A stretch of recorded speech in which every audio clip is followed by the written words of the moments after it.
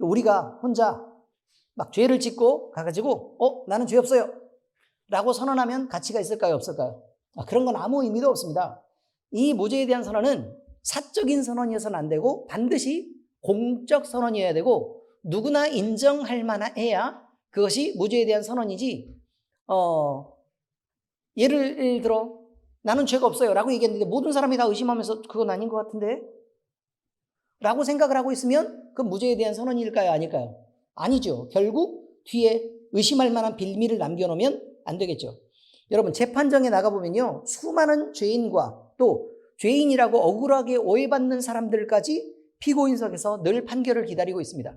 물론 한 번도 가본 적은 없지만 그래야 되지 않겠어요? 웬만하면. 네. 그런데 여기서 죄를 인정하게 되면 그에 대한 죄의 크기만큼의 형량을 선고받습니다. 그렇죠? 형량을 선고받아서 너는 이런 죄를 지었으니까 이만큼 몇 년 동안 감옥에 있어야 되고, 그 다음에 뭐 집행유예는 얼마 기간 동안 이렇게 있어야 되고, 이렇게, 그 다음에 뭐 벌금을 얼마만큼 내야 되고, 라고 이게 형을 선고받는다는 것입니다. 그리고 죄를 범한 적이 없는데도 불구하고 만약에 억울하게 끌려와서 재판을 받는다는 얘기는 무슨 의미냐면 나 죄 없는 거를 확인해 주세요 라는 의미이기도 한 것입니다. 그래서 당연히 죄가 없으면 형을 선고받으면 안 됩니다. 무죄를 선고받아야 이것이 공평한 것입니다. 의미는 대충 이해하시겠죠? 자, 그런데 이렇게 무죄를 선고할 수 있는, 무죄를 선언할 수 있는 이 장소가 어디냐? 바로 재판정이라는 것입니다. 그 재판정은 대단히 공적인 장소라 이런 의미죠. 오늘 나눌 말씀은요, 칭의에 대해서 무죄에 대한 선언을 말하고 있습니다. 이것은 하나님께서 의롭다고 인정하시고 선언하셨다는 말인데, 그런데 우리가 지금 생각해 보면 하나님이 재판장이시니까 그렇게 선언하셨겠죠. 그죠? 그런데 그것을 대하는 상대방의 입장들 말이에요. 그러니까 예를 들어 우리의 영혼을 참소하려고 하는 마귀 사탄 입장에서도 그래, 맞아, 뭐 이 정도면 우리도 인정할 수 있어, 납득할 수 있어 라고 선언된 것입니다. 우리 자신도 이 정도 지불했으면 그래, 뭐 억울하지 않고 이 정도면 의롭다고 선언하신 것이 우리도 기쁨이 되고 맞아요 라고 우리도 인정할 수 있는 것이고, 하나님도 인정하고 천사들도 인정하고 마귀 이 사탄도 인정하고 우리도 모두 다 인정하는 그런 선언이다, 이런 의미죠. 자, 재판장이신 우리 하나님은요, 우리를 보고 죄 없다고 선언하신다는 의미입니다. 이것은 단 한 번 선언되는 것이지만 영원한 효력이 있는, 그리고 절대로 변개할 수 없는 진리다 라고 말씀드리는 것입니다. 왜냐하면 여러분 생각해 보세요. 하나님이 선언하셨어요. 그럼 하나님은 바뀌는 분일까요, 안 바뀌는 분일까요? 그렇죠. 하나님은 달라지시는 분이 아니죠. 사람처럼 오늘 이랬다 내일 저랬다 하시는 분이 아니라 하나님은 딱 뜻을 정하시면 그냥 그걸로 끝이죠. 그리고 영원히 변하지 않는다는 말이에요. 영원히 변하지 않는다. 그러니까 한 번 선언은 영원한 선언이 되고, 또 하나님은 능력이 있어요, 없어요? 엄청 능력이 있으시죠. 그러니까 하나님의 그 권위와 능력을 거슬러서 이것은 아니지라고 되돌릴 수 있는 그 어떤 힘과 그 어떤 존재도 존재하지를 않기 때문에, 그러니까 그것은 영원한 효력으로 발생하는 거다라는 의미를 얘기하는 것입니다. 자, 오늘 성경 말씀에서요, 이제 칭의라는 게 나왔으니까 그럼 그 뜻이 뭐냐라는 것부터 이제 시작합니다. 칭의. 칭의는 의롭다, 칭함을 받는다 이런 거예요. 의롭다, 칭함을 받는다. 자, 그러면 생각을 한번 해봐요. 원래 의로운 사람은 그냥 의로운 거죠. 그렇죠? 원래 의로운 사람은 의로운 거예요. 그런데 의롭다, 칭함을 받는다는 건 의로운지 아닌지는 잘 모르겠지만 어쨌든 칭함을 받는다는 의미죠. 그래서 결국은 어떤 대우를 받아요? 의로운 자라, 의인의 대우를 받아야 된다 이 말이에요. 의인의 대우를 받아야 된다. 그런데 원래 죄인이었던 사람이 의로워지는 게 아니고 의롭다 칭함을 받는 거란 말이에요. 의롭다 칭함을 받는다. 그러니까 어떤 중간에 뭔가가 개입이 돼 있는 거예요. 지금 중간에 개입이 돼 있어요. 의롭다 칭함을 받게 되는 일에 어떤 개입이 돼 있는데, 그 개입에 의해서 의롭다 칭함을 받게 되고 그 사람은 의인처럼 인정받게 된다는 것입니다. 네, 바로 그런 것입니다. 그래서 의롭다 칭하는 것, 법정에서 무죄의 선언과 똑같은 죄의 문제가 완전히 해결된 상태로 이제 나오게 된다, 그런 의미입니다. 자, 재판장 되신 하나님이 계십니다. 그런데 하늘 법정에서 우리가 죄가 있는 건 누구나 안다 그 말이에요. 자, 사람이 있습니다. 그런데 사람이 죄를 범했습니다. 그럼 뭐가 됐어요? 죄인이 되었습니다. 죄인이 됐어요. 자, 그런데 죄인이라는 말을 우리가 잘못 해석할 수 있어요. 죄인이란 말은 너 엄청 죄를 많이 지었잖아 라는 그런 의미가 아닙니다. 죄인이라는 의미를 잘 들어야 돼요. 자, 제가 여러 번 반복해서 얘기했던 것을 다시 정리하는 순간이니까 자, 요걸 잘 들으시면 이해가 돼요. 대한민국 국민이다 라고 얘기하면 네, 대한민국 국민처럼 행동한다는 얘기일까요? 대한민국에서 태어났다는 얘기일까요? 빙고, 바로 그것입니다. 엄청 똑똑해지고 있어요. 대한민국에서 태어났다 그 말이에요. 그러면 대한민국에서 태어났으니까 대한민국 국민으로서 점점 자라게 되겠죠. 그죠? 대한민국 국민으로 다 컸어요. 그러면 뭘 해야 될까요? 대한민국 국민으로서의 의무를 해야 하고 그 다음에 그 의무를 하는 이유는 내가 대한민국 국민으로서의 권리를 행사할 수 있기 때문에 그렇다. 이것입니다. 자, 그러니까 최초의 아담으로부터 범죄를 해서 그러니까 죄라는 검은색 봉지, 이 먹물 같은 주머니가 이렇게 있다 그 말이에요. 그런데 선악과를 먹지 말아라 라고 하나님이 말씀하셨어요. 왜냐하면 선악과를 먹는 일은 이 죄의 봉지를 어떻게 하는 일이라고요? 터뜨려서 이것이 완전히 오염돼서 까맣게 바뀌어서 하나님을 알 수도 없고 하나님으로부터 분리될 수밖에 없다. 왜냐하면 하나님은 성결하신 분이고 그래서 우리는 이 더러움 가운데 이렇게 있으면 하나님과 떨어져서 분리돼서 죽을 수밖에 없기 때문에 그렇게 하지 말아라 라고 행위 언약을 주신 거예요. 뭘 주셨다고요? 행위 언약. 만약에 터뜨리면 어떻게 돼요? 죄가 내려오는 거고 만약에 터뜨리지 않으면 깨끗한 상태에서 살 수 있게 된다 이 말이에요. 근데 이것마저도 자유의지로 하나님이 우리에게 허락하신 부분이라는 거예요. 자유의지가 어디까지의 자유의지를 주셨느냐? 그러면 하나님이 틀 안에 상자 안에 가둬놓고 너는 여기 안에서 자유롭게 해야 돼? 라고 얘기하고 하나님은 마음대로 여기저기를 돌아다니는 그런 자유인가? 아니면 그 케이지의 문을 열어놓고 너는 여기에 머무를 수도 있고 너는 나가서 네 맘대로 돌아다닐 수도 있어. 다시 말해서 하나님을 선택할 자유도 있고 심지어 내가 만들었지만 나 아니에요. 지금 하나님 입장이에요. 오해할 수 있으니까 지가 신이라고 얘기한다. 또 그럴 수 있으니까. 그렇지 않습니까? 자기가 하나님이라고 얘기했다. 그렇게 말하면 안 돼요. 자, 하나님 입장에 생각할 때 내가 만들었지만 너는 네 자유에 의해서 나를 거부하고 떠나서 네 맘대로 살 수 있는 권리까지도 있어. 이 말이에요. 이 자유의지란 말이에요. 근데 웬만하면요, 우리 같았으면 자유롭게 돌아다녀 라고 얘기하고 너는 그런데 집 밖으로 나가면 안 돼? 라고 얘기할 거란 말이에요. 이해가 되셨습니까? 왜냐? 어떻게 지금 자유를 준 거예요? 너는 여기에서 자유를 제한하는 거죠.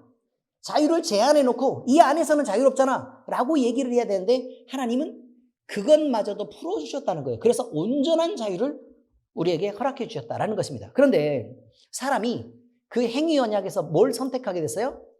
봉지를 계속 바늘을 갖고 봉지를 계속 쳐다보는 거죠. 보암직도 하고 먹음직도 하고 보암직도 하고 지혜롭게 할 만큼 탐스럽기도 해서 내가 이걸 터뜨리면 하나님처럼 되는데 그렇게 못하게 하려고 하나님이 나를 이렇게 못 터뜨리게 한 거 아니야? 라고 하나님을 의심하게 됩니다. 한 번만 찔러볼까? 이게. 그래서 어떻게 했죠? 찔렀죠. 그래서 이게 딱 터뜨려서 먹물이 쫙 이렇게 빠져서 죄의 세상이 된 것입니다. 이해가 되셨습니까? 죄의 세상이 됐어요. 어둠의 세상이 된 거예요. 그래서 앞을 볼 수가 없게 된 거예요. 그럼 이 어둠의 세상을 뭐라고 얘기하냐면 우리가 얘기하는 것처럼 죄의 세상이라고 얘기한다 그 말이에요. 그 세상 안에 사는 모든 사람들은 이제 어둠 속에 다 가려지고 진리를 보아도 알 수도 없고 방향을 찾을 수도 없고 하나님을 향한 그 어떤 노력을 해도 하나님께 다가갈 수 없는 그런 완벽한 어둠 속에 빠져버리게 됐다. 그런 의미입니다. 이것을 우리는 죄인이라고 말합니다. 죄인이라고 얘기하면 너 이런 잘못을 했잖아 라고 얘기하는 그런 의미의 죄인이 아니라 죄의 세상에서 사는 실력도 부족하고 앞을 분간도 못하고 방향도 찾을 수 없는 그 정도의 실력밖에 되지 않는 그 사람들을 뭐라고 부른다고요? 죄인이라고 부릅니다. 그러니까 어쩔 수 없이 어둠 속에 사는 사람들은 발을 헛디딜 수밖에 없어요. 어둠 속에 사는 사람들은 방향을 잃고 헤맬 수밖에 없겠죠. 그죠? 어둠 속에 사는 사람들은 당연히 빛이 있는지 없는지 빛에 대한 존재를 인식할 수가 없습니다. 무슨 빛이 있어야 빛을 인식하겠죠. 그래서 이것을 의미할 때 죄인이라고 표현한다는 말입니다. 그래서 죄를 뭐라고 얘기하느냐? 죄를 하마르티아라고 얘기한다 그랬죠. 표적이 이렇게 있으면요. 표적이 동글동글하게 이렇게 있으면 표적을 갖다가 땅 싸서 정확하게 딱 맞추면 목표에 적중했다. 이제 이렇게 얘기하겠죠. 그런데 이것이 자꾸 빗나가요. 빗나가 이걸 뭐라고 얘기한다고요? 죄라고 얘기한다고요. 사람이 어떤 의도를 품어도 어둠 속에서 완벽하게 가려져 있어서 타겟을 볼 수 없다면, 다시 말해서 하나님을 볼 수 없다면 사람은 그를 향해 그 어떤 제스처를 취하거나 그 어떤 의도로 하나님께 다가가기 위해서 노력을 해도 그런 하나님께 도착할 수가 없는 거예요. 다시 말해서 목표를 벗어나는 거예요. 그런 존재를 뭐라고 얘기한다고요? 죄인이라고 얘기한다 이 말이에요. 자, 이게 엄청 중요한 거예요. 왜냐면 죄인이라고 얘기하면 내가 뭔 잘못을 했는데 난 다른 사람들한테 뭐 해코지도 안 하고 착하게 살았어. 어제 재밌는 에피소드가 한 가지 있어요. 어제 우리 죄인의 가족이 집을 방문해가지고 우리 등록을 좀 하고 싶은데요 라고 얘기를 꺼냈단 말입니다. 그래서 우리 사모님이랑 얘기하면서 엄청 웃었어요. 아, 이제 우리 교회도 착한 사람들이 들어오는구나. 첫 번째 착한 케이스가 지금 들어오고 있습니다.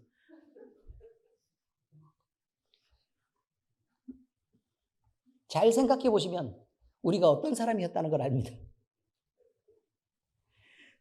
아무튼 그렇습니다. 이게 기본적으로 의도가 선하지 않다는 것입니다. 하나님을 향한 의도가 선하지 않다. 자, 그런데요. 이런 죄인이 있었을 때 이 죄의 문제를 우리 스스로 해결할 수 있어요, 없어요? 없는 거죠. 왜? 실력이 없다니까요. 실력이 없어요. 자, 저번 주에 얘기할 때 거듭남에 대한 얘기를 했습니다. 이미 죽어있는 사람이 있다. 그가 자기의 힘으로 살아날 수 있냐는 거예요. 죽었는데 어떻게 자기 힘으로 살아나냐고. 그 말이 안 되는 거죠. 살아있어야 뭔가 할 수 있어요. 뭐 살린다 못한다의 의미가 아니고 무엇이라도 할 수 있다 그 말이에요. 근데 이미 죽어버린 사람은 완벽하게 생명이 끊어져 있으면 그는 어떤 것도 할 수가 없습니다. 내적으로는 어떤 것도 없어요. 그럼 만약에 어떤 일이 일어났다라고 얘기하면 그 사람 스스로 한 일이 아니라 외부에서 한 일이다 라고 얘기하는 거예요. 그 거듭남이라는 게 그런 거라고 얘기했습니다. 자, 그런데 여기서도 마찬가지입니다. 자, 이게 무슨 의미냐면 이제 칭의라는 것입니다. 믿는 자들에게 너는 무죄하다, 의롭다 라고 선언하신다 이 말이에요. 죄인인 사람은 이미 오염된 상태에 있기 때문에 그 어떤 것으로도 스스로 의로워질 수 있다 없다? 없다는 것입니다. 근데 그 죄의 문제를 하나님이 안에 있는 능력이 없는 사람이 또는 방향을 완전히 상실한 사람이 아무것도 할 수 없는 존재이기 때문에 그러면 내적으로는 이 사람이 그렇게 될 가능성이 제로라는 것입니다.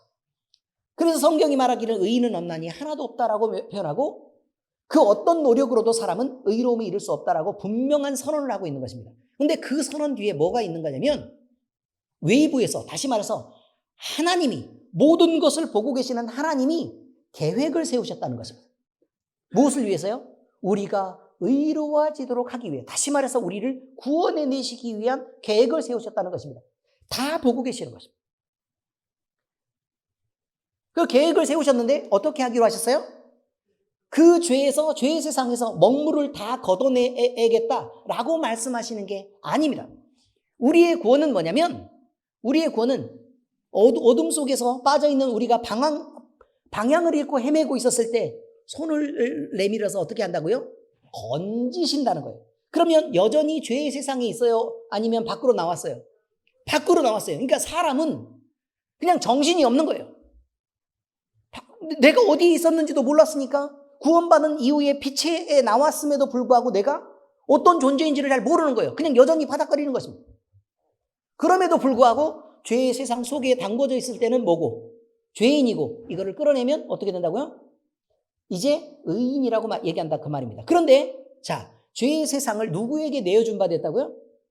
사탄에게 내어준 바 됐습니다. 왜냐하면 사람이 봉지를 터뜨렸을 때는 사탄의 미혹을 받아서 자기 마음속에 하나님을 버리기로 작정한 것이고요. 사탄의 소유가 되기로 작정해서 그가 들어간 것입니다. 그러니 죄인은 누구의 소유예요? 마귀 사탄의 소유란 말이에요. 자, 그런데 여기서 나 이걸 꺼낼래. 하나님이라 그래서 이게 쏙 꺼내가지고 자기가 가져가면 사탄은 억울해요, 안 억울해요? 억울하죠. 그럼 이건 하나님의 공의에 벗어나죠.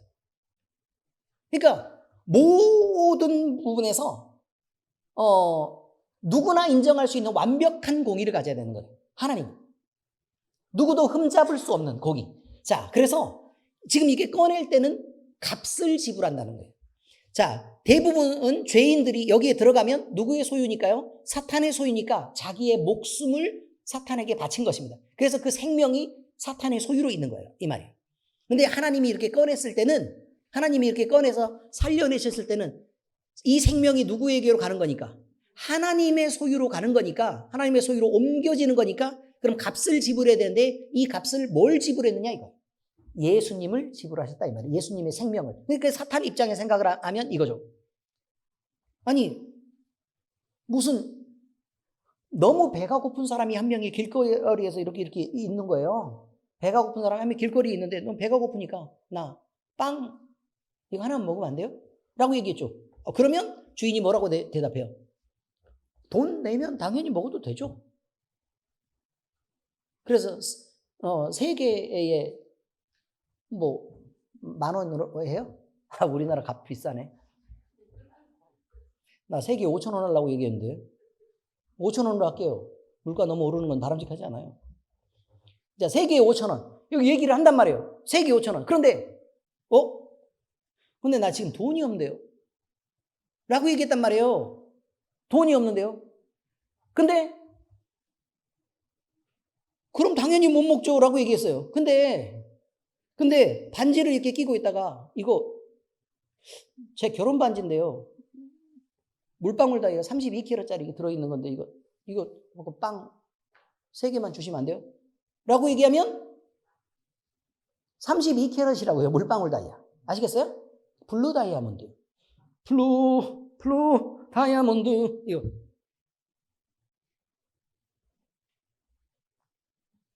자, 그때 그러면 여러분 생각을 한번 해보세요. 그것이 혹시나 가짜여도 무슨 의미인지 아시겠어요? 빵 3개인데 예? 그럼 과감히 바꿀만 하죠. 여러분이 장사하면 그래요 안 그래요? 당연히 바꿔야죠. 지금 32K라서 지금 이게 들어오냐 마느냐 이건데 그 옆에 감싸진 금만 해도 장난이 아닌데. 대충 이해가 되셨죠? 그리고 빵 3개가 뭐 가격이 얼마나 한다고 문방구에서 하면 그냥 할 수 있는 건데 바로 이런 의미예요. 우리의 생명을 건져내는 건 우리의 생명 자체는 사탄에게는 그저 소모품이지만 절대로 공짜로는 뺏기고 싶지 않은 그런 거란 말이에요. 그런데 누구의 생명을 주려고 하느냐? 그 대가로 하나님의 유일한 아들인 예수님을 그 생명을 네가 이거 가져. 대신 우리가 원하는 만큼 빼가도 돼? 조건이 있어. 내가 인위적으로 선택하긴 안 할게. 지네가 알아서 예수님을 선택해서 믿는 자들만 빼내면 되잖아. 라고 얘기하니까 사탄이 난리가 났어요. 난리가. 응? 대박 사건. 이거죠. 대부분은 지네가 선택해서 지금 망한 자들이고 방향도 모르고 하나님도 모르는데 선택할 리가 거의 없잖아요. 지금 보세요. 예수 믿는 사람이 몇 명이나 되나? 이렇게 해서 예수님을 믿게 하시는 거라 이 말이에요. 그래서 이 사람들만 꺼내면 되겠어? 라고 얘기하니까 사탄이 난리가 난 거죠. 응? 오케이. 요렇게 된 것입니다. 그리고 원하는 만큼 빼가도 돼? 마음대로 가져가세요. 32K짜리 다이아몬드를 제시하면서 이 솥에 있는 거 내가 배부를 때까지 마음대로 먹어도 돼? 라고 얘기하면 당연하죠. 지금 가게라도 가져가세요. 요런 상황의 딜이 이루어진 것입니다. 이해가 되십니까? 바로 이거예요. 그러니까 예수님의 생명이 하나님의 생명의 그 가치를 갖기 때문에 여러분 이 세상에 있는 그 몇 사람 구원하는 거랑 비교가 안 되는 것입니다. 그러니 우리는 이제 이런 생각을 하는 거죠. 우리가 구원을 받아요. 구원을 받았는데 사람들이 자기의 목숨 가치가 어디까지 있는지는 잘 몰라. 왜냐하면 값을 매겨본 적이 없기 때문에. 값을 매겨본 적이 없기 때문에 어디까지인지는 모르는데 그런데 하나님이 내 목숨의 값을 지불했다는 거예요. 목숨의 값을 지불했어요. 누구를 지불했죠? 예수 그리스도를.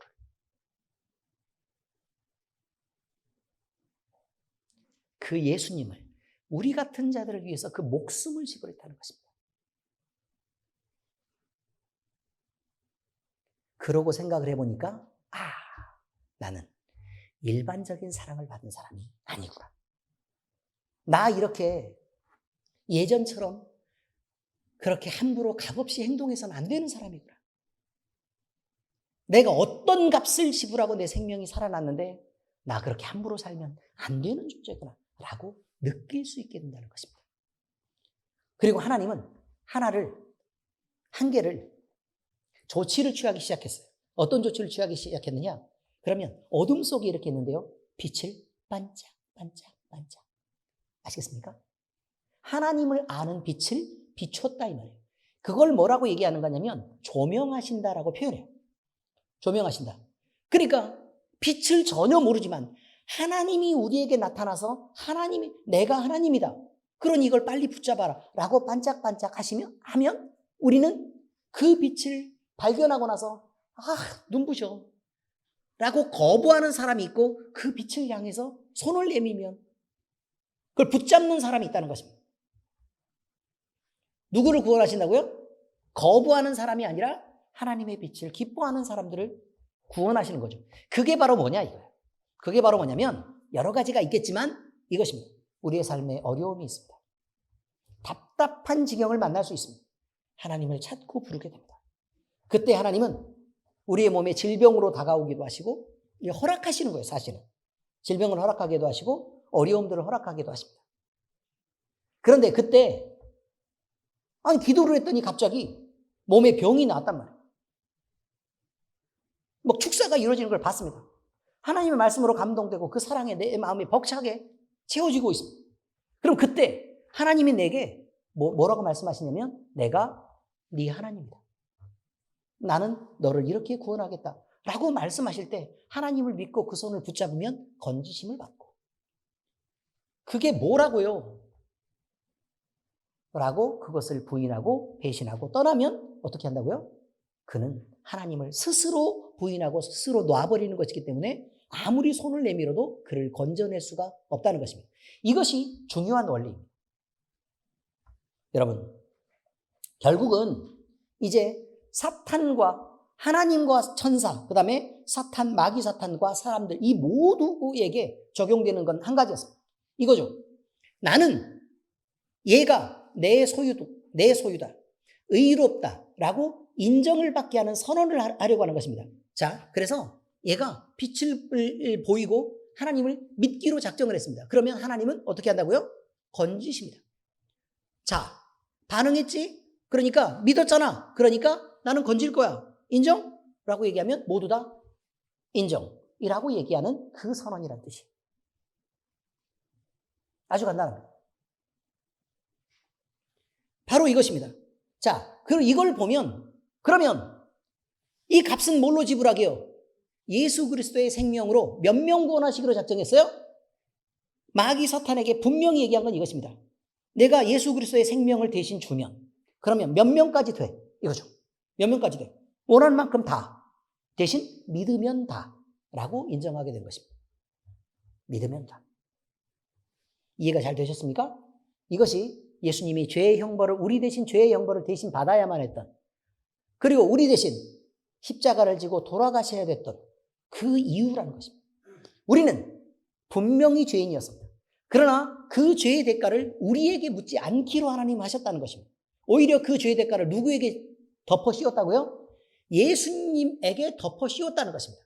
그래서 그가 죄인이 아니었지만 죄인의 대우를 받아야 했고 그는 고통받을 아무 이유도 없었고 그리고 천지를 창조하신 예수님이 감히 마귀 사탄이 자기를 괴롭히는 걸 가만히 당하고만 있어야 될 그 정도 실력, 그 정도 권능밖에 없느냐? 이건 말도 안 되는 거예요. 그러나 훨씬 힘이 센데도 불구하고 훨씬 실력이 더 어마어마했음에도 불구하고 그들이 괴롭히고 죽이고 이렇게 하는 것들을 모두 다 당할 수밖에 없었던 건 오직 딱 한 가지의 목적 때문이었다고 얘기하는 것이죠. 어떤 목적이요? 우리를 살리시기 위해서. 우리를 살리시기 위해서. 그래서 그것을 그럼 우리가 하나님 앞에 한 것이 뭐냐는 거예요. 우리는 가만히 있다가 그죠? 주님이시다 라고 얘기해서 그냥 건지심을 받은 게 너무 간단한 거라, 너무 수월한 거라, 너무 우리가 아무것도 안 한 거라. 그래서 별일이 없는 것으로 아는 것입니다. 그러나 하나님의 입장에서는요, 자기의 외아들의 생명을 포기해야 됐던 그 양보가 있었고, 하나님의 입장에서는 견딜 수 없는 그 수치를 겪어야 됐고, 하나님의 입장에서는 우리처럼 배신하고 또 우리처럼 막무가내 안에 있는 사람들을 구원하셔야 되는 그런 의무를 자기 자신에게 스스로 지우는 일이었다는 것입니다. 대단히 어려운 일입니다. 그런데 우리는 그저 우리 입장만 생각하고 매번 괜찮다라고 우리가 스스로 얘기하는데 그거 괜찮지 않습니다, 여러분. 입장을 서로 바꿔놓고 생각해 볼 필요도 있다는 걸 우리가 이해해야 된다는 것을 우리는 잊지 말아야 됩니다. 자, 여러분. 그래서요, 죄에 대한 모든 책임은 누구에게 덮어 씌운 거라고요? 예수님에게 덮어 씌웠는데, 그러면 아니 적어도 내 대신 죄의 벌을 받고 계시는 예수님이라면 우리가 뭐 미안한 느낌이라도 좀 들어야지. 이게 양심적으로 바른데 우리는 그저 감사하다, 그러고 막 행복하다, 뭐 이런 느낌밖에 없으니 정말 철딱서니가 없어도 너무 없지 않냐, 이런 말입니다. 자, 여러분. 그래서요, 모든 존재들은, 다시 말해서 하나님과 천사와 그 다음에 마귀 사탄과 우리 이 모든 존재들은 우리를 의롭다고 간주하시는 그 지불했던 값에 대해서, 예수 그리스도에 대해서 모두 다 인정할 수밖에 없는 것이다 라고 지금 얘기하고 있습니다. 그래서요, 이제 칭의는, 의롭다 칭하는 것은 우리 안에서 일어나는 변화냐 아니면 외부에서 우리에게 공급하신 것에 의해서 일어나는 사건이냐, 이 말이에요. 어떤 거죠? 그렇죠. 우리 자신 안에서 뭔가 했던 일로 나타난 결과가 아니라 외부에서 하나님이 우리에게 하신 일이었다라는 것입니다. 그래서 그러면 또 다시 질문합니다. 그럼 우리가 참 안에서 오랜 인내를 통해서 그 일을 이뤄가는 것이냐, 이 말이에요. 아니면 바깥에서 값을 지불하고 거리가 막 다 되고 나서 자, 얘는 우리가 건질 거야 라고 얘기하고 끝나는 일이냐, 이 말이에요. 어떤 일이죠? 밖에서 일어나는 일이라, 이 말이에요. 오랜 인내가 아니라 어느 순간에 쫙 집어서 픽업하는 것입니다. 자, 여러분, 하나님의 즉각적이고 완전하신 행위인 이 과정을 통과하면 우리는 어느 순간에 의인인 것입니다. 그래서 의롭다 칭함을 받습니다. 원래 우리가 의로운 존재여서가 아니라 죄의 세상에 들어있을 때는 죄인이었고 그 다음에 의의 세상으로 옮겨졌기 때문에 의로운 세상에서 사는 자다. 그래서 의인인 것입니다. 단 한 번에 일어나는 일입니다. 그리고 완전하기 때문에 사람을 통해서 일어나는 그 불완전함과는 전혀 다른 것입니다. 수시로 변하는 인간의 속성에 의지하는, 그러니까 내 안에서 벌어지는 일이라면 내가 성령 충만하고 별의별 걸 막 다 하고 하나님께 막 은혜 받았다라고 얘기를 하고 나서 갑자기 뭐 발가락이라도 조금 다치면 주여 저에게 왜 이러십니까? 예? 이렇게 얘기하는 그런 조석변하는 사람의 마음에 근거한 게 아니라 영원하신 하나님의 속성에 근거하고 그 약속에 근거하고 그 선포에 근거해서 이루어지는 일이기 때문에 완벽한 보증이 이루어지는 것이다. 이런 말입니다. 절대로 우리의 구원은 망할 수가 없는 이유가 그것입니다. 내가 믿어서 구원을 얻는다. 물론 맞아요. 근데 그것이 내 안에서 이루어지는 것으로만 근거하고 있다면 우리는 그 믿음에 대한, 그 구원에 대한 게 우리의 평생 동안 유지된다라는 것에 대한 확신을 가질 수가 없는 것입니다. 의심해야 맞죠. 그런데 하나님에 의해서 근거되고 보장되는 거다라고 우리가 듣게 되니까 그 다음부터는 뭐야? 그럼 나는 때로 사고치고 배신하고 망하고 이렇게 해도 하나님은 절대 그 구원을 포기하지 않으신다는 얘기잖아. 그러니까 이제 단단함이 생기는 거예요. 나야 실수할 수 있죠. 그렇지 않습니까?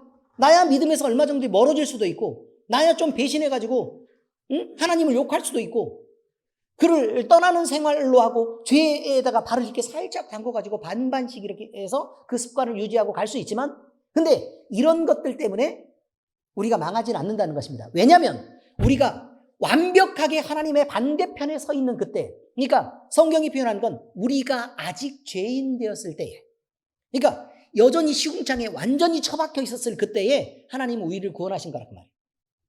그런데 발에 먼지 묻었다고 하나님께서 나를 버리지 않을까라고 의심하는 것 자체가 이상하지 않습니다. 무슨 말인지 알아들으셨습니까? 그렇습니다. 완전 더러웠을 때도 하나님은 우리를 그렇게 꺼내셨습니다. 뭐 이렇게 꺼냈는지 뭐 이렇게 꺼냈는지 뭐 이렇게 꺼냈는지는 모르겠지만 어쨌든 꺼내셨습니다. 완벽하게 더러울 때.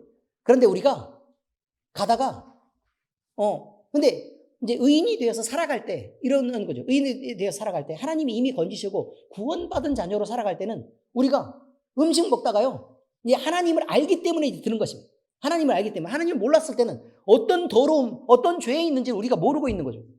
그러니까 더러워도 더러운 줄 모르는 것입니다. 그런데 음식을 먹다가 옷에 딱 이렇게 흘렸어요. 그러면 이제 하나님을 볼 수 있으니까 보고 눈치를 살피는 것입니다. 눈치를 이렇게 살피면서 무슨 생각을 하는 거냐면 이렇게 더러운데 하나님이 나를 받아주실까? 이제 더러운 게 보이니까. 더러운데 하나님이 받아주실까? 혹시 나를 버리면 어떡하지?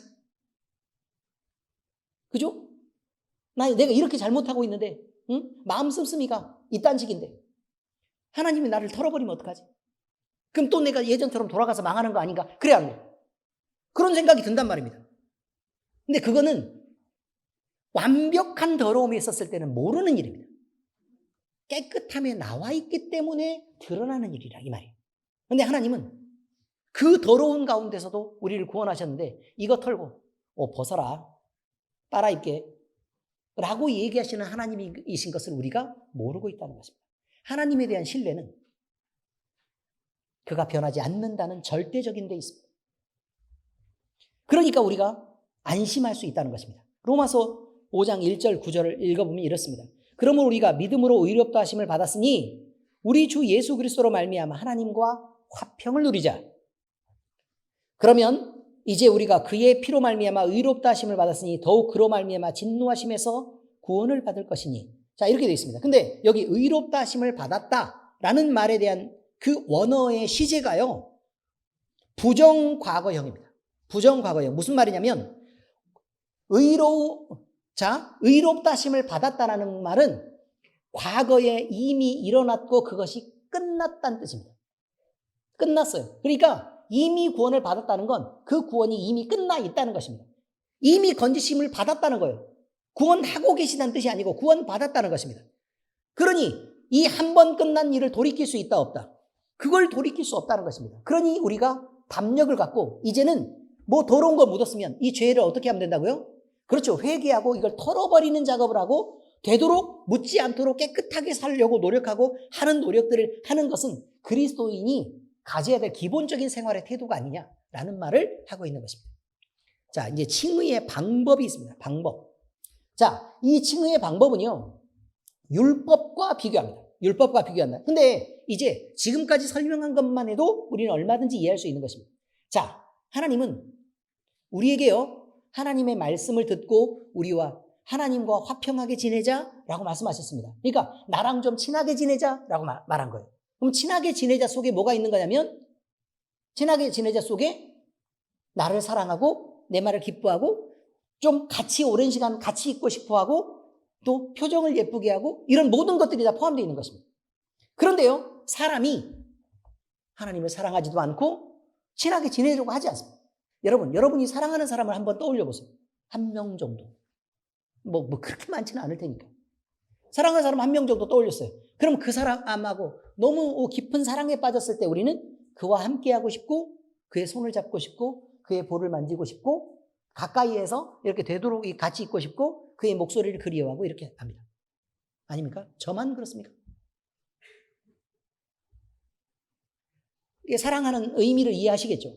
그냥 그렇습니다. 그저 그와 함께 있는 것이 좋아서 또 때로 다른 것들에 대한 욕구들이 있을 수도 있어요. 그러니까 예를 들면 내가 맛있는 걸 먹으러 갈 수도 있는데 만약에 먹으러 가려고 할 때 사랑하는 그와 헤어져야 먹으러 갈 수 있는 상황이라면, 그러니까 상황이 그렇다는 거예요. 헤어져야만 먹으러 갈 수 있는 상황이라면 그거 먹는 거 포기해도 괜찮지 않습니까? 거짓말하지 마세요. 뭘 먹는다고 포기해도 괜찮아. 지금까지 보아온 게 있는.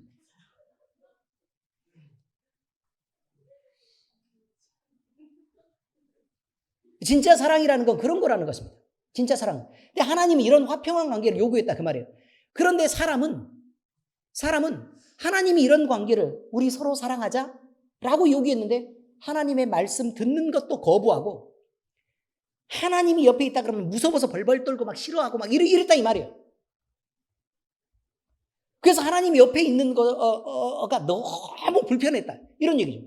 오히려 죄랑 같이 있는 것을 편하게 생각하고 그리고 그 죄의 세상에 속해 있는 것을 더 즐거워하겠다는 것입니다. 그래서 그걸 선택하고 있는 게 자꾸.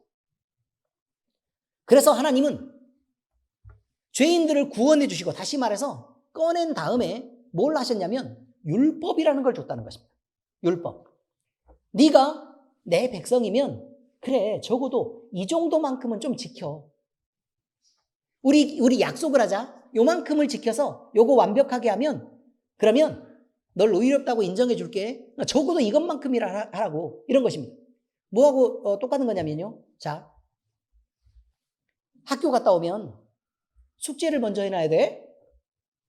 그럼 이것만 하면 너 마음대로 게임을 하고 놀아도 돼. 친구랑 만나서 마음대로 놀아도 돼. 에이, 그건 인정? 라고 얘기를 했다 이 말이에요. 하나님께서. 자, 그런데 숙제만이라도 해. 라는 말은 뭐 때문에 그렇게 규칙을 준 거라고요? 숙제를 안 하니까. 엄마가 무슨 말을 해도 도대체 아무것도 안 들어주니까. 안 들어주니까 적어도 이것만이라도 해. 라고 해서 준 규칙이란 말이에요. 그런데 그 규칙을 주었을 때는 엄마도 무슨 생각을 하는 거냐면 숙제만 하면 그래 우리가 약속했으니까 그래 마음대로 놀아. 왜? 이 규칙을 지키는 건 그 말에 순종하기로 작정하고 우리의 계약관계가 여전히 유지된다는 걸 뜻하니까요. 여기까지는 이해가 잘 되셨죠? 하나님도 마찬가지예요. 율법을 주신 이유가 우리가 하도 하나님을 거부하고 하나님의 말을 안 들어주니까 사랑의 관계를 유지를 못하니까 이것만이라도 해야 돼? 그러면 구원해 줄게 라고 얘기한 것입니다. 이게 율법의 의미입니다. 그런데 이 율법을 사람이 지킬 수 있는 실력이 있었느냐 이거죠. 로마서 3장 20절에 보니까 그러므로 율법의 행위로 그의 앞에 의롭다 하심을 얻을 육체가 없나니 율법으로는 죄를 깨달음이니라 이렇게 말합니다. 그러니까 단 한 사람도 그 조건을 만족해서 스스로 하나님과의 약속을 지켜낼 수 있을 만한 실력을 가진 사람이 존재하지 않았다. 그래서 단지 율법을 통해서는 내가 부족하구나. 이게 무슨 뜻이에요? 내가 죄인이구나 라는 걸 깨닫게 된 거라 이 말이에요. 자, 그러면 이제 두 가지 경우가 생깁니다.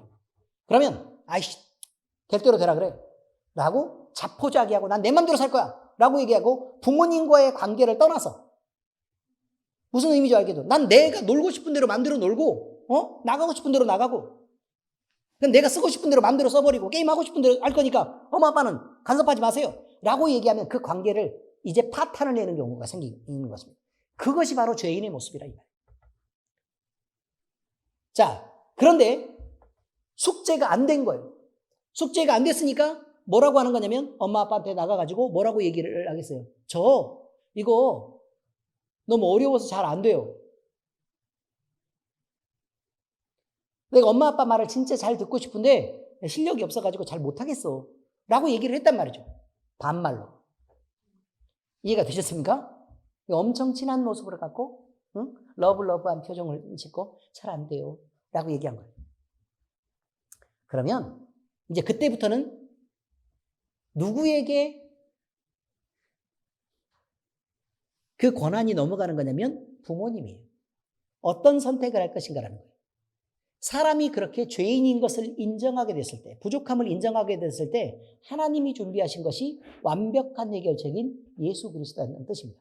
너 그러면 자 이것만이라도 하자. 그러면 자 이거 설명해 줄 테니까 그럼 듣기만 해. 이거죠. 너 공부하라고 안 할 테니까 듣기만 해. 바로 이게 예수 그리스도를 그럼 믿기만 해. 이게 최소입니다.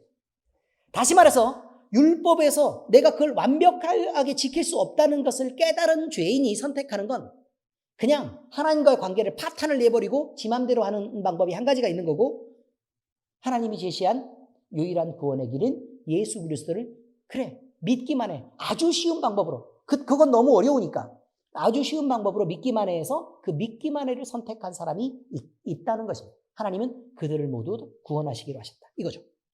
칭의의 방법은 바로 이것입니다. 율법으로 스스로 의롭게 할 수 없으니까. 그래서 어떻게 하는 거라고요? 예수님을 믿는 훨씬 더 수월한 방법으로 구원하시기로 하나님은 계획을 세우시고 믿는 자들만 살고 믿지 않는 자들은 그것마저도 거부한 것이기 때문에 이제는 그들이 받을 형벌을 그들에게 스스로 받게 하는 것을 선택하셨다 이 말입니다. 자, 그러면 하나님이 나쁘냐 이 말이에요. 하나님이 나쁘냐? 나쁩니까? 할 수 있는 모든 것을 동원하고 다 양보한 것입니다. 그래서 믿음이 그렇게 중요한 것입니다. 믿음. 하나님이 유일하게 예수 그리스도를 네가 주와 그리스도로 믿기만 하면 내가 너를 구원하겠다라고 말씀하신 것입니다. 자, 그런데요. 야고보서의 말씀을 보니까 행함이 없는 믿음은 죽은 믿음이라고 얘기합니다. 다시 말해서 행함으로 마치 행함이 믿음보다 더 우선하는 것처럼 더 중요한 것처럼 얘기하는데 그런데 여기서 우리는 착각하지 말아야 될 건 로마서랑 서로 부딪히니까 이 말씀을 미리 하는 거예요. 자, 그러면 행함으로 의롭다 하심을 받는다는 건 그의 믿음이 온전하다는 것이 드러나는 행함을 의미하는 것이지 행함이 믿음을 넘어서는 의의가 있다고 얘기한 것은 아니다라는 것을 우리는 잊지 말아야 될 것입니다. 한마디로 하나님이 요구하시는 의의는 뭐냐? 의인이다. 또 의로워진다라고 얘기하는 하나님이 요구하시는 의의는 인간 자신이 죄를 벗는 스스로 의로움을 행하는 것이 아니라 왜 아니라고요? 그것은 애초에 불가능한 일이기 때문에 아니라 인간의 모든 죄를 지고 대속제물이 되어 돌아가신 예수님을 믿는 것입니다. 그래서 그를 통해서 의롭게 되는 것을 얘기하고 있습니다. 자, 그래서 이제 세 번째입니다. 그러면 칭의, 다시 말해서 의롭다함을 받은 사람은 어떤 결과들이 나타날까라는 칭의의 결과입니다. 자, 우리는 변합니다. 왜냐하면 죄 속에 들어있다가 건지심을 받았기 때문에 그렇습니다. 그런데 우리가 갑자기 다 변하냐 이 말이에요. 물고기 낚시 하는 거 여러분도 그 원리를 아시죠? 미끼를 던집니다. 그럼 물었어요. 물어서 밖으로 나옵니다. 그러면 갑자기 물고기가 토끼처럼 뜁니까? 아니죠. 여전히 물고기의 모습을 하고 있죠. 이게 무슨 말이냐면 여러분 우리가 죄에서 건지심을 받고 의로운 자리에 있다고 하더라도 예전 죄 속에서 행하던 습관들을 그대로 행하고 있는 사람들이 대부분입니다. 다 그렇다는 거예요. 자, 그런데 칭의를 받으면 의롭다 하심을 받으면 그런데 뭔가 변화가 생깁니다. 그 변화가 뭐냐면 첫 번째는요. 우리는 하나님을 좋아하고 하나님과 화평을 따라서 행동하고 또 그것을 선택하게 됩니다. 하나님과 화평하게 된다 이런 말이에요. 자, 그래서 우리는 하나님을 거부하고 미워하는 자가 아니라 오히려 예배 드리는 게 좋아요. 말씀을 읽는 게 좋아요. 또는 기도하다가 응답받는 게 좋아요. 그리고 이렇게 기도하면서 나는 이렇게 치유도 되고 회복되는 게 너무 좋아요. 가슴에 손을 얹고 주님을 느끼는 게 좋아요. 이렇게 바뀌게 된다는 것입니다. 하나님 가까이 있는 것을 우리는 좋아하게 됩니다. 두 번째, 우리는 구원의 확신 중에 기뻐하게 됩니다. 내가 버려진 자가 아니라 하나님의 사랑을 받고 선택된 사람이라는 거구나. 그러면 내 마음속에 하나님의 기쁨이 있구나. 이런 것입니다. 우리가요, 죄 속에 있을 때는 하나님을 모르기 때문에 하나님이 가지신 것을 소망할 수가 없습니다. 그런데 우리가 나오고 나니까 하나님이 보이는 거예요. 그러면 하나님이 가지신 것을 나도 저거 갖고 싶다. 이렇게 생각하는 거죠. 장난감 가게에 아예 안 데리고 가면 여러분 장난감을 애들한테 사줄 필요가 없습니다. 왜냐하면 모르니까 그렇습니다. 물론 텔레비전을 틀어주지 말아야 합니다. 아시죠? 무슨 말인지? 거기서 발견하면 위험해집니다. 이해가 잘 되셨죠? 네, 이것입니다. 그 다음에 과자를 애초에 안 먹이면 과자를 살 필요가 없습니다. 의미를 아시겠어요? 먹어본 놈이 과자의 맛을 알고 바닐라 아이스크림도 좋아하게 되는 것은 먹어봐서 맛을 알기 때문에 그런 것입니다. 이해가 잘 되십니까? 네, 그렇습니다. 그래서 구원의 확신 중에 기뻐하게 되는 것은 우리가 하나님의 세상을 알고 발견하게 됐다는 것이고, 그래서 이제 영생의 소망을 우리가 품는 것도 하나님이 가지신 것에 대한 좋은 것을 이해했기 때문에 그렇다는 것입니다. 자, 세 번째 변화가 있습니다. 우리는 영원한 생명을 소유하게 됩니다. 우리는 느끼든 못 느끼든 지금 있으니까, 지금 우리가 육신을 입고 살고 있으니까 우리가 죽어본 적이 없는데 어떻게 그 이후의 삶을 아냐? 하나님이 그래서 약속을 하는 것입니다. 자, 하나님이 약속한 게 1번, 2번, 3번, 4번, 5번, 6번, 7번, 8번 이렇게 있습니다. 100만 21번, 100만 22번, 100만 23번 이렇게 있습니다. 그런데 하나님이 약속하신 것은 하나도 어기지 않고 모두 다 이루어졌다면 성경이 사실인 것입니다. 자, 그런데 100만 27번째로 뭐가 있는 거냐면 너희가 죽으면 구원을 받는다 라는 내용의 항목이 한 개가 들어있다 그 말이에요. 그럼 우리가 단 한 번도 하나님은 우리에게 약속을 어긴 적이 없기 때문에 그것마저도 사실인 것이라는 걸 알고 믿게 되고 안심하게 되는 것입니다. 예를 들면요, 아빠가 어렸을 때부터 단 한 번도 나랑 한 약속은 한 번도 어기지 않고 지금까지 내가 성인이 될 때까지 나랑 한 약속은 철저하게 잘 지켰다 이거예요. 그럼 여러분, 아빠가 뭐라고 얘기했냐면 나 지금 대전에 잠깐 내려갔다 와야 되는데 급하게 지금 내려갔다가 저녁 때 한 5시쯤까지 이렇게 돌아올 텐데 우리 가족들 만나가지고 그때 아빠가 맛있는 저녁 살게 라고 하고 내려갔습니다. 자, 그럼 여러분 20년 동안 한 번도 아빠가 약속을 어기지 않았으면 그럼 여러분 저녁 시간에 아빠와 약속을 준비합니까 안 합니까? 하죠. 왜요?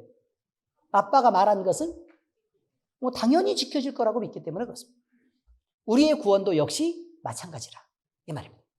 우리가 죽어서 네가 봤냐? 라고 얘기하면 아니 그러면 하나님을 아니까 내가 구원을 믿는 거지 이 바보 새끼야 이렇게 얘기해요. 바로 이런 것입니다. 많은 사람들은 그런 의심을 할 수 있겠죠. 100만 26번째까지 계속 우리를 믿게 한 건 그거 한 개를 거짓말하기 위해서 그런 거 아니야? 라고 생각하는 사람이 이제 하나님 편에 마음을 두지 않는 사람들의 의심입니다. 근데 100만 26번의 약속을 듣고 그것을 확신하는 사람이 100만 27번째 구원을 이야기하는 것. 이것은 하나님을 신뢰하는 것에 대한 이야기입니다. 그래서 구원받은 사람은 그에 대한 신뢰가 있게 된다. 이런 말입니다. 그래서 말씀이 이렇게 나옵니다. 죄의 싹은 사망이요 하나님의 은사는 그리스도 예수 우리 주 안에 있는 영생이니라. 그러면 영생이 있는 것입니다. 성경 말씀 적용하겠습니다. 여러분 하나님과 제발 좀 화목하십시다. 좀 친해지게 그렇게 좀 사시기를 바랍니다. 구원의 목적은 분명합니다. 로마서 5장 10절에 보니까 곧 우리가 원수 되었을 때 그의 아들의 죽으심으로 말미암아 하나님과 화목하게 되었은즉. 그러면 하나님과 왜 예수님을 죽는 데까지 내보내셨다고요? 우리랑 화목하기 위해서. 그게 목적이라는 것입니다. 그럼 당연히 그 목적을 하나님이 이루게 되겠죠. 이어서 합니다. 화목하게 된 자로서는 더욱 그의 살아나심으로 말미암아 구원을 받을 것이니라. 그럼 구원 역시 영원히 하나님과 뭐 하자는 얘기예요? 화목하자. 좀 친하게 좀 지내자 이 말이에요. 좀 친하게 좀 지내자. 서로 사랑하면서 지내자라고 얘기를 한다 이 말이에요. 여러분 찬송하는 거 기도하는 거 뭐 이게 여러 가지 항목을 나열할 필요가 없습니다. 다른 사람에게 양보하고 좀 져주는 게 어떠냐 뭐 이런 얘기 할 필요가 없습니다. 교회에서 봉사를 할 때 먼저 솔선수범해서 나서서 열심히 좀 일 좀 하는 게 어떠냐 이런 거. 청소할 때 네가 먼저 나서서 청소해야지 라고 얘기하는 거 다 필요 없습니다. 뭐 하나면 충분하니까 하나님을 사랑하고 그와 화목하면 이 모든 것은 그냥 자연스러운 일이기 때문에 그렇습니다. 아기를 낳아서 키우다 보면요 내가 똥기저귀 갈고 있는 할머니들을 보고 아기 똥이 무슨 냄새가 나 라고 얘기합니다. 여러분 냄새 안 납니까? 똥은 똥내 나죠. 그게 무슨 소리예요 그게. 근데 할머니이기 때문에 어떻다고요? 이상하게 아기 똥이어도 싫지가 않은 거예요. 내가 내 새끼 똥인데 지금 이거 만질 수 있는 것만 해도 영광이지. 그렇지 않습니까? 근데 애들이 뭘 이해하겠습니까? 내 손주가 있는 사람이야 이해하는 거지. 뭐 기저귀 막 이렇게 갈아주고 막 이렇게 닦아주고 이렇게 하면 응? 남들이 보고 어떻게 그러고 싶었어? 이렇게 얘기를 하겠죠.